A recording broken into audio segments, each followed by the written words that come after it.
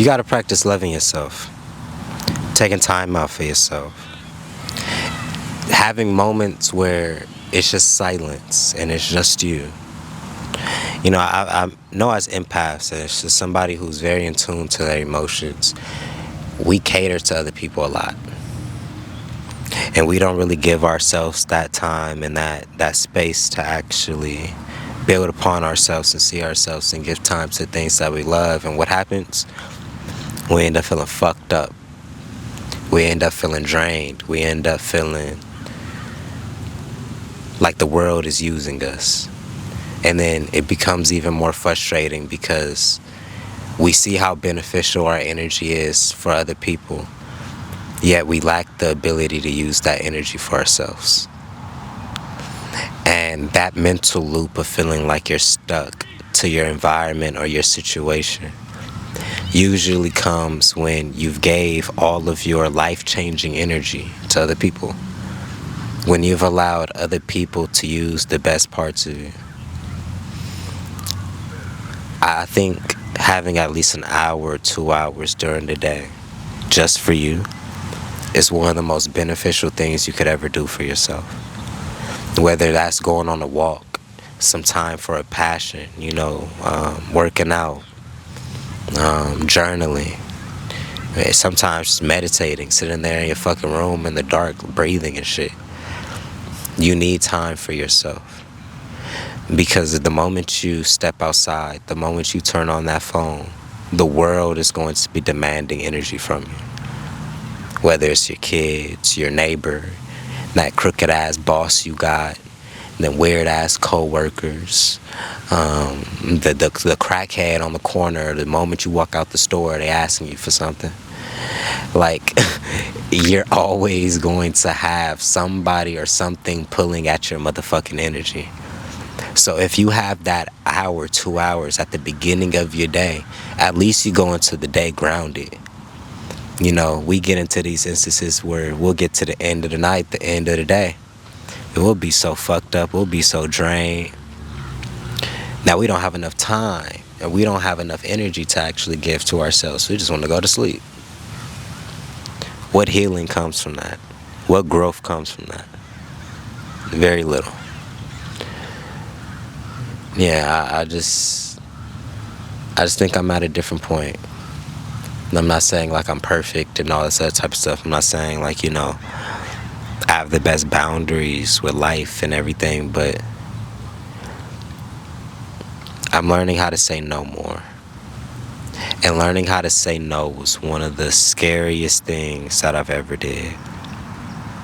Because when you tell people no, you usually hurt feelings. You make the room a little bit uncomfortable sometimes. And I used to run from that conflict. I didn't like, tension and stuff like that. So I'd just say yes. I'd people please. But over time, I started to see how harmful that actually was for me. And how much energy that was taking away from me. And the thoughts of unaliving myself came. Because I was living life for other people and not me. It's not easy. It's not easy putting yourself first. You feel guilty at first. You kind of question yourself and question your own integrity in a sense, making people feel bad. You feel responsible for why they feel bad. And it makes you really question yourself. Am I a good person because I told this? Or am I a bad person because I told this person no? And it's like, nah, you're not no bad person. You just have boundaries. Now, having boundaries is one hell of a thing when you grew up in a household or an environment where boundaries wasn't something that was necessarily taught or encouraged. Let's say you look at your parents, right? Your parents did have good boundaries.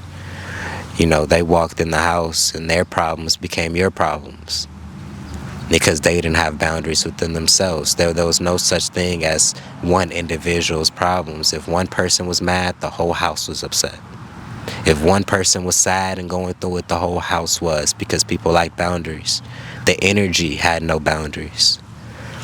You get what I'm saying? Everything that we deal with to a certain degree comes from somewhere. Now, I think that's where the real shadow work starts to come. Like, why do I think like this? Why do I act like this? Why do I want this? Why is this even a problem? What has been my blockage? What was taught to me, or what belief that I instilled that's manifesting where I'm standing right now? And really examine that. Really dig down and highlight where that belief is in whatever area. If you fucking up with your relationships and shit like that, let's figure out what got us here. You feel me? Did we ignore some type of red flags? Did we, not speak up soon enough? Did we choose the wrong, you get what I'm saying? Where did we fuck up in this instance? Let's say if it's like with money and career. Well, shit, what am I doing right now? How much money am I making? Is this even the career path I want to be on? Is this even what I really wanted to be doing with my fucking life? If not, then you need to pivot.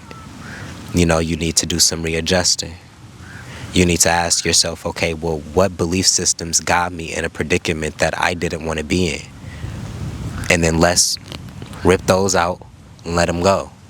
You get what I'm saying? And plant new seeds. Like what my papa says sometimes in his videos. Not in his videos, but I think it's in one of his poems. Rip the bad seeds out and plant new ones. I think that's in his poem, like Now Is New or some shit like that. But yeah, man, just if you didn't take nothing from this video, take the message of you matter. You put everybody else on the pedestal. You're at everybody's beck and call. If they need you, you're there. And you feel guilty when you can't be there. When you literally can't. The same way you make sure everybody else is okay, I need you to make sure you are okay. I need you to make sure you're going out of your way to make sure you have the things that you need in order for you to be okay. Yeah, man, I love y'all. I love y'all. If you guys want to work with me one-on-one, spiritual life coaching, go down to the description. The link is in there. Yeah, man, I love y'all. I love y'all. I'm going to see y'all later.